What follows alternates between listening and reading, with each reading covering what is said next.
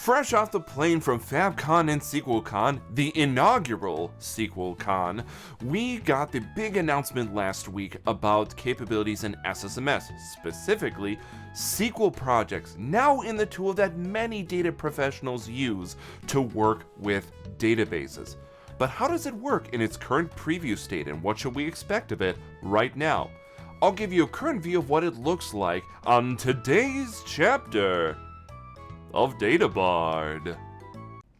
DataBard, DataBard, DataBard, DataBard, DataBard, DataBard, DataBard, DataBard, DataBard. Dabba, dabba, dabba, dabba, hoi, hoi, hoi. Step 1 is getting the SQL projects, which in my case I have SSMS 22 already installed, so I'm going into Visual Studio Installer, clicking Modify, and now I have the option for Database DevOps as well as the option for version control with Git. I leave both of those checked, hit Modify, and wait for the installer to successfully run the process and update my SSMS 22 to include database projects. A little bit of time waiting, and this is sped up. It took about 5 minutes for this to do it for my installation, and now we've got the installation successful. With the installation done, now what does this give me for options? Well, here I can go to New Project Solution within SSMS 22, and there's my SQL database projects. I can select that, click Next, and with a couple of basic options for giving a name to the project, choosing whether I'm going to create a new solution or add to an existing solution. In either case, I make these couple of configurations, hit Create, and waiting a moment, a very long moment, gives me my SQL project, which I can open the Solution Explorer on the right and see the current state of my project.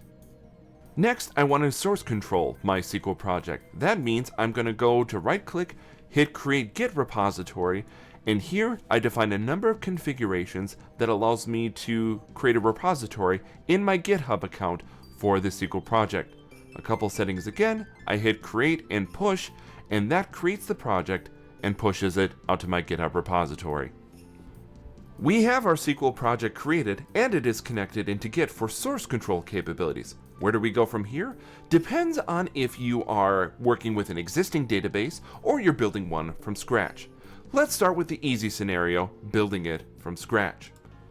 Once I have my database project set up, I can right-click on it, go to Add New Item, and create SQL files, which in this case I'm going to create a simple table definition. This opens up a query editor window, and with the help of GitHub Copilot for auto-completion, I have a very easy way to create a definition of a table. But in this case, I am connecting it to a Fabric warehouse, so there's a couple of adjustments I have to make from what GitHub Copilot suggests, as primary keys enforced and varchar is not supported. With that, I have my code successfully created, and I checked it against my warehouse environment.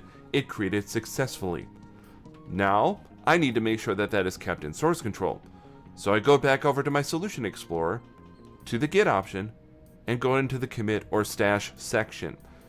Adding in a comment on the change that I'm going to add in, I stage the SQL file that I just created, and hit Commit Stage and Push because this is a brand new environment. I'm okay with pushing it out right away. Now, if you're wanting to bring in an existing database, things get slightly more complicated for one reason.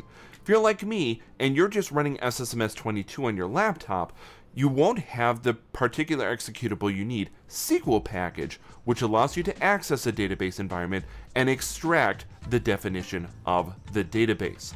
I'm running a particular PowerShell script here, which you can copy this and run it in your own environment to confirm whether you have sqlpackage available or not. Since I don't have it, I have to go and find it, which I can find out on the Microsoft Learn documents, and there is a place where you can download and install sqlpackage depending on the environment you're working with. Once downloaded, I need to extract the zip because sqlpackage.exe has a bunch of supporting files. Make sure you pick a directory that makes sense for the version that you are working with, as SQL Package does get multiple versions as time goes on. A quick extract, and all I need to check for is sqlpackage.exe, and I know I have what I need. You can then make your life a little bit easier by taking that directory and adding it into your environment path. That way, you can call SQL package from wherever you are in your laptop directories. SQL package is installed. Now let's get that extracted definition, in this case from a Fabric warehouse. The call itself is fairly straightforward, a connection string and information about the target environment that I want to load the files to, my local laptop. Now, important note here, at the end of the call there, I'm making a distinction between whether I want to save this off as a .dac pac dacpack file, or whether I'm wanting it to create a series of directories for schema and the individual SQL files. I'm choosing the latter in this case, which I can confirm once it finishes by looking at the various directories where I have schema folders, table folders, and now my table definitions. What SQL package did was it gave me my definition of all of the objects in my database. What it didn't give me, though, was the database project itself to manage the code going from here. So what I have to do now is, within the same directory that I extracted my warehouse definition to, I'm now creating a SQL project, which going into the directory gives me a VS folder, a .sln file for the solution, and a subfolder which includes the SQL project file. Last part I need to do here is then the SQL project file needs to be updated so that the project can see my extracts. So I have to copy and paste a little bit of code into this project definition that shows where the subfolders are that has the tables, views, and other object definitions, and the link section at the end of those properties defines that this needs to show up in the UI of SSMS 22, looking at that. With that in place, I now have the project showing in SSMS 22 my entire project. We don't want to stop there because we want our project to be safe, so we're going to create the same thing we did before, a connection to a GitHub repository where we can upload this to GitHub where it'll be nice and protected.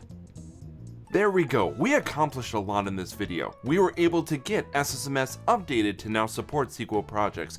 We were also able to get SQL package set up in our development environment so we can use that to extract definitions of existing database environments and extract them into our local environment to get them into a project. And then, depending on whether we wanted to create a brand new project or take an existing definition and get it into a SQL project, we were able to do both of those things and get them source controlled, so our code is protected.